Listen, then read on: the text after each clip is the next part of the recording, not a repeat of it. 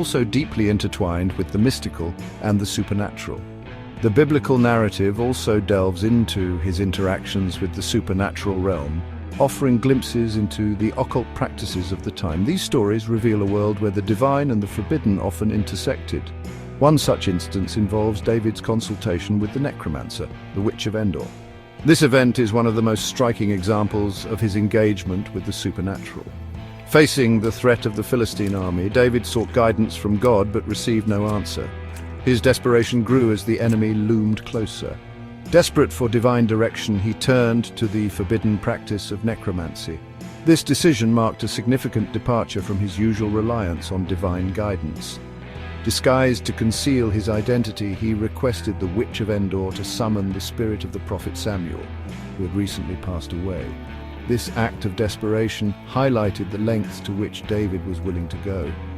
The witch, initially hesitant to perform the ritual, eventually agreed.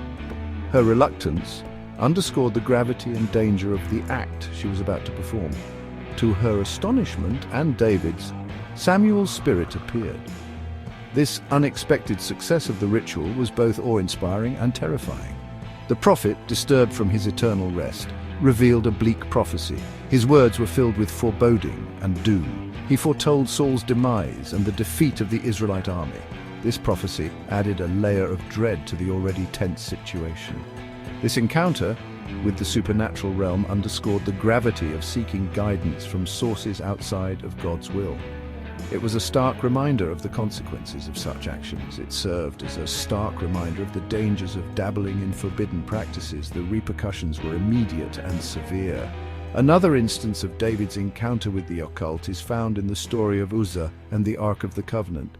This event further illustrates the fine line between the sacred and the profane. After years of being separated from the Ark, David decided to bring it to Jerusalem. This decision was filled with both hope and reverence. During the procession, the oxen pulling the cart carrying the ark stumbled, and Uzzah, one of David's men, reached out to steady it. His action, though well-meaning, was a grave mistake. This act, however well-intentioned, was seen as a grave transgression. The divine laws were clear and unyielding. God struck Uzzah dead on the spot for touching the ark, a stark reminder of the sacredness and power of the divine. This event left a lasting impression on all who witnessed it. These instances illustrate the fine line that existed between the material and spiritual worlds during David's time. They show how closely intertwined these realms were. They highlight the profound respect and reverence that the Israelites held for the divine and the potential consequences of transgressing against God's laws. These stories serve as